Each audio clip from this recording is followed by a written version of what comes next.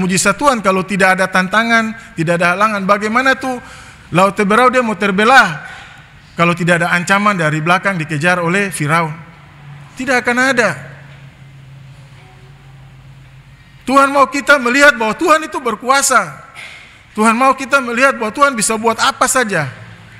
Bahwa Tuhan tidak akan pernah melepaskan kita kalau kita mau bersandar penuh pada Tuhan Yesus dan tidak bersandar pada diri kita sendiri. Kadang kalau kita punya anak-anak melawan kita, atau kita punya istri atau suami bersalah paham dengan kita bilang, Tuhan bah, ini kan ketong nikah ini dalam nama Tuhan Yesus, tapi kok selalu saja saya punya istri, saya punya suami tidak mengerti saya punya anak-anak ini melawan saya. Padahal kita tidak tahu bahwa sebenarnya Tuhan mau bilang kita begini, koreksi diri itu betul ke tidak? Suajar anak-anak itu bagus ke tidak? Sudah melayani suami bagus ke tidak? Sudah melayani istri bagus ke tidak? Tanggung jawab yang diberikan sudah laksanakan bagus ke tidak? Kenapa? Supaya kita belajar untuk menjadi lebih baik. Itu berkat Tuhan. Karena definisi berkat itu sesuatu yang diberikan Tuhan untuk kebaikan diri kita. Ya, untuk kebaikan diri kita, untuk kesempurnaan diri kita. Untuk kita tetap naik dan tidak turun menjadi kepala dan bukan ekor. Bagaimana kita mau naik dari SD mau pindah ke SMP kalau tidak ada ujian?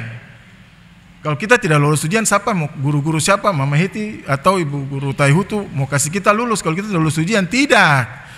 Tinggal kelas, tidak lulus tinggal di SD atau SMP. Dan bagaimana supaya melulus ujian? Belajar, pica otak anak-anak, belajar kita marah. Belajar, duduk belajar. Semua mau belajar supaya lulus dari SD, lulus dari SMP, lulus dari SMA, lulus dari universitas, dapat kerja. Semua perlu ujian. Dan kehidupan kita juga perlu ujian. Jadi kalau sesuatu yang kita tidak inginkan terjadi di dalam keluarga baik, di dalam kantor baik, di dalam pekerjaan, dalam masyarakat, bahkan di dalam pelayanan baik, terima itu sebagai suatu berkat sehingga kita hanya bisa mengucap syukur untuk berkat itu. Siapa yang dapat berkat pasti mengucap syukur ya? Pasti. Yang kita bilang berkat itu, kita dapat bonus, kita sehat selalu, kita anak-anak berhasil, itu berkat, kita mengucap syukur. Tetapi kalau masalah dalam hidup kita ada, dan itu kita bilang, itu berkat dari Tuhan, bahwa maka kita pasti juga akan mengucap syukur. Maka kita tidak seperti bangsa Israel yang selalu mengeluh, tetapi kita selalu mengucap syukur akan segala yang Tuhan berikan untuk kita. Mau baik yang seperti kita inginkan, atau mau tidak seperti yang kita inginkan, kita pasti mengucap syukur. Untuk itu, di dalam kehidupan kita tidak ada pengeluhan. Yang ada hanya ucapan syukur untuk Tuhan Yesus. Dan Tuhan Yesus paling senang apabila Dia dipuji, dimuliakan, dan mendapat pengucapan syukur dari kita. Tuhan Yesus paling senang dan Dia tidak akan membuang kita. Dia tidak akan pernah membiarkan kita turun tetapi naik terus, dan tidak akan pernah membuat kita jadi ekor tetapi jadi kepala. Ya Bapak Ibu, ada firman Tuhan bilang begini, Efesus 3 ayat 20 ya. Bagi Dialah yang dapat melakukan jauh lebih banyak daripada yang kita pikirkan, seperti yang ternyata dari kuasa yang bekerja di dalam kita. Saya ulang lagi, Efesus 3 ayat 20, bagi Dialah yang dapat melakukan jauh lebih banyak daripada yang kita pikirkan, seperti yang ternyata dalam kuasa yang bekerja di dalam kita. Jauh lebih banyak yang kita pikirkan. Apakah kita pernah kalau kerja kita pernah pikir nanti besok lusa kita dipecat?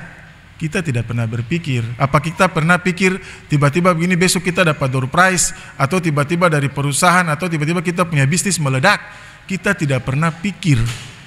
Ya, yang kita pikir kita cari untung sebanyak-banyaknya untuk kehidupan kita. Yang kita pikir kita pasti kerja terus. Yang kita pikir kita sehat. Apakah kalau kita sakit kita pernah pikir tiba-tiba kita sakit parah? Tidak pernah kita pikir. Dan itu semua adalah berkat. Itu semua adalah berkat. Untuk apa? Untuk mendekatkan diri kita kepada Tuhan, untuk kita tidak menjadi orang yang gampangan. Ya Bapak Ibu, Karena kalau kita makan ikan mentah, kita perut sakit. Kita harus goreng dulu baru kita makan, supaya kita perut tidak sakit.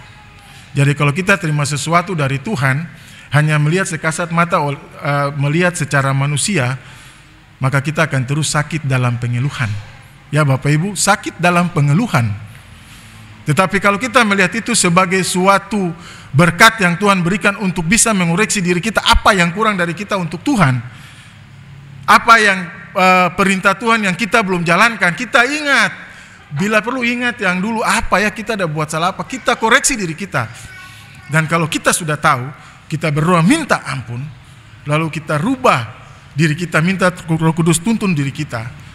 Dengan demikian kita sudah mendapatkan satu ilmu, kita sudah mendapatkan satu pengetahuan dari Tuhan untuk bisa membuat diri kita ini menjadi orang, menjadi umat Tuhan yang bukan gampangan, tetapi menjadi umat Tuhan yang berkualitas di dalam iman, yang pantas disebut anak-anak Allah. Betul kita sudah merdeka, kita sudah punya tempat di surga. Betul kita sudah dibaptis, tidak salah. Tetapi ini bukan masalah bahwa merdeka atau tidak. Ini masalahnya kita bisa mempertahankan kita punya kemerdekaan dari Tuhan atau tidak. Kita bisa mempertahankan kita punya kursi di dalam surga itu atau tidak. Ataukah nanti yang ganti itu Siti, yang ganti itu Ibrahim, mengganti kita punya nama yang ada di surga sana. Karena firman Tuhan jelas, yang terkemuka akan menjadi terkemudian, dan yang akan terkemudian akan menjadi terkemuka. Jadi kita orang jangan jadi yang terkemuka lalu kemudian jadi yang terkemudian, atau jadi yang depan tiba-tiba mundur ke belakang. Tetapi mari kita menjadi orang yang memang sudah dimerdekakan, dan kita mempertahankan kemerdekaan kita dengan jiwa raga kita. Dengan segala kita punya hidup yang Tuhan berikan untuk kembalikan memuliakan nama Tuhan. Dengan menerima segala sesuatu yang dari Tuhan dengan ucapan syukur, baik itu sesuai dengan apa yang kita inginkan maupun tidak sesuai dengan apa yang tidak kita inginkan.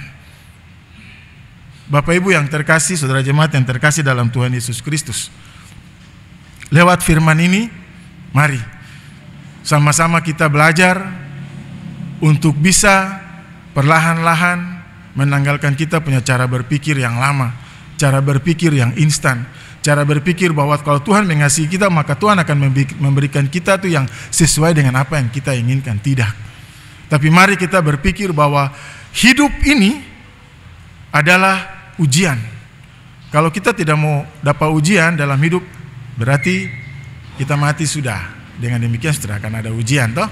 Tapi kalau kita masih mau hidup, berarti kita siap untuk menerima ujian, untuk menjadi manusia yang berkualitas, selalu naik dan tidak turun, menjadi kepala dan bukan ekor, dan firman Tuhan tergenapi oleh kita sebagai umatnya.